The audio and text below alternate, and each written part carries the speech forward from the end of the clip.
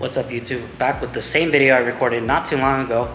It's basically top 5 performance mod for the GT350. I'm in here in the garage, kind of getting a workout in. So as I'm working out, I'm just going to be giving you all the information. I'm going to put no music, or maybe music that's super quiet or whatever.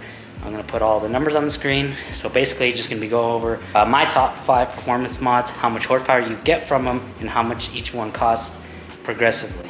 So the reason I'm remaking this video is because everybody said they couldn't hear me, music was too loud, the wind was going, blah, blah, blah. It seemed like quite a lot of people were interested in that topic. I figured that there's not a lot of videos about these cars, how much horsepower they make, full bolt on and whatnot. So this time, I might sit you guys down, record me, hitting some heavy weights, whatever the hell I'm doing, just keep you guys entertained. But you want to be listening to the video because that's where you're going to get all the information you came for the video for. Quick little side note, notice the channel is called Cars and Kilos. The reason why I called it Cars and Kilos is because I am a power lifter and you compete in kilo plates. Granted, I have 45-pound plates here. So if you want to see any kind of workout videos, I haven't posted any because I care more about the car stuff. But if you want to see videos like that, let me know in the comments down below. Number 5 on the list is going to be a tune. I'm going to be looking at my phone because I have all the information there, so be aware of that. So number 5 on the list is a tune. The reason why I have it last is because if you do all the other stuff first, the last thing you would be doing is getting a tune, depending if you do it all at once or if you do mod for mod. If you do the mod, you'll probably have to get the tune depending on what it is. How much they cost depends on dyno time, the tuner, if it's an E-tune, if you have an access port. So let's meet in the middle. It's gonna be roughly 500 bucks. And if you're gonna get a tune, get a flex fuel tune so you can get E85 or throw whatever kind of fuel you want in the gas tank. Actually, I forgot to say how much horsepower you'll get out of a tune. The tune depends on the fuel they put in. If you do 91, you can get what, like 15, 20 horsepower. 93 is gonna go a little bit more. The 85, you're gonna be able to get the most. The GT350 is a high compression engine. I think it's a 12:1 ratio, if I'm correct. Yeah, I'm pretty sure. If I'm not, let me know in the comments down below. But basically what that means is that it's gonna respond really well to E85. You can get roughly like 30 horsepower off of just E85. But that kind of takes me to what's last on the list, but I'll talk more about it after.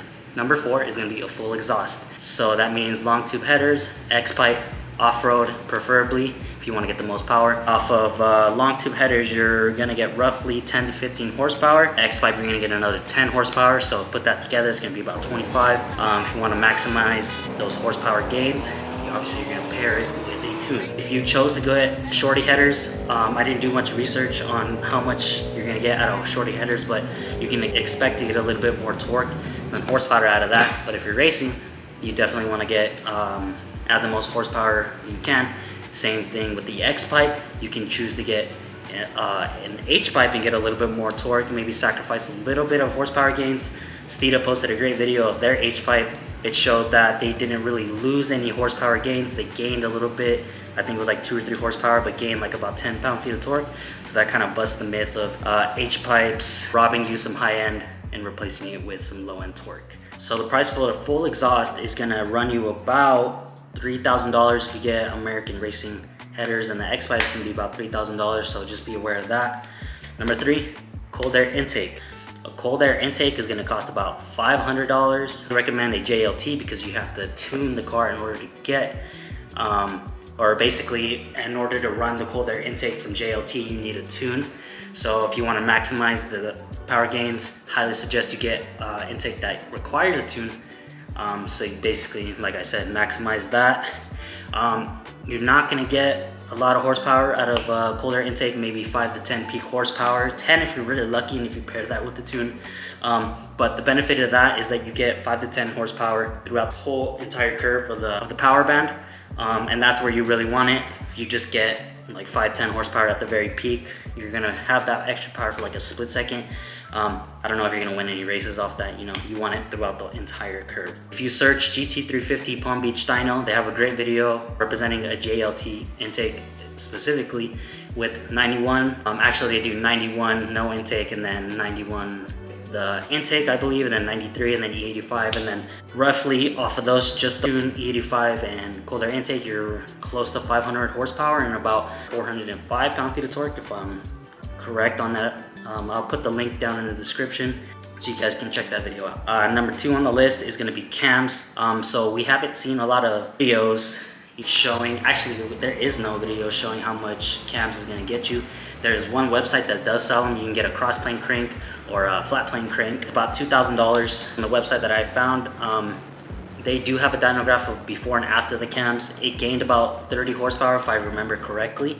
I'll also put the link down in the description so you guys can check that out for yourselves. So don't quote me on that, just look at the dyno graph down below. Thing about the cams is that if you're mechanically talented, you can probably put that in yourself, or if you're a mechanic or you have a lift or whatever, where you'll be able to take out the engine. I unfortunately am not mechanically talented like that. I definitely wouldn't break over my engine.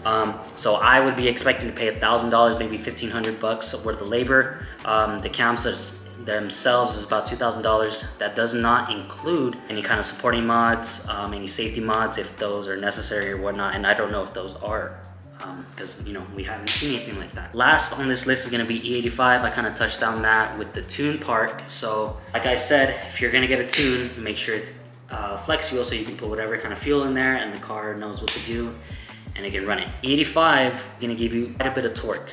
So these cars, the GT350, they make 526 horsepower from factory and only 429 pound-feet of torque. So there's a big gap between horsepower and torque. So E85 is definitely gonna help with that. And like I said, it's a high compression engine, so it's gonna respond really well to E85. So, and then E85, it's cheaper than regular gas, you know. The biggest thing is gonna be the tune that is required to be able to run the car. You don't need to get injectors or anything like that. The car can basically run E85, your tuner just has to unlock that for you. So, total price, or total cost for full bolt-on and E85 is gonna be $3,700 roughly. Let's call it about $4,000, you know, blah, blah, blah, for like taxes or whatever. Long tube headers are honestly a bitch to install, so I wouldn't judge you if you had someone install them for you or if you did it yourself. But if you do have someone install it for you, you might have to pay, you know, that premium. The final horsepower number for full bolt-on and E85 is going to be about roughly 530 horsepower to 550. I did see in one of the forums, I think it was Mustang G6 if I'm correct, there's a guy on there who posted the video how much his car made with full bolt-on E85.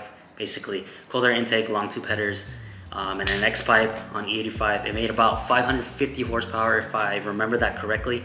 I'll also put that video down in the description so you can see how much that car made. Like I said, about $4,000.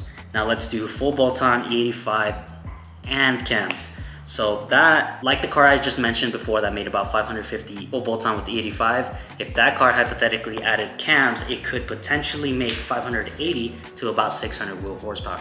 Like I said, we don't know exactly how much cams add to these cars. I'm guessing it'll probably be good. It'd probably be closer to maybe like 40 or 50 than 30. Now the cost for that in parts is gonna be about $5,700 roughly. Like I said, I don't know about any supporting mods. I don't know about any safety mods that you might have to come with cams. And then on top of that, if you're gonna pay for the labor, that's gonna be another $1,000 to $1,500 more. So basically you could be looking to spend close to $7,000 at that point just to do cams, full bolt-on E85. You're gonna have an extremely unique GT350, but for the money that you're paying for maybe 600 horsepower, I don't know if that's worth it. If it was up to me, I would definitely just supercharge the car or do a twin turbo kit. That's gonna be closer to $10,000, but if you're getting anywhere near 10,000, you might as well just, you know, go that route. If you found this video informative, hit the like button. Drop a comment down below, let me know if I got anything wrong. Let me know if you've seen any cammed GT350s. So hit the subscribe button. I really appreciate it. I'm trying to get to 100 by the end of the summer. So I'll see you in the next one. Bye.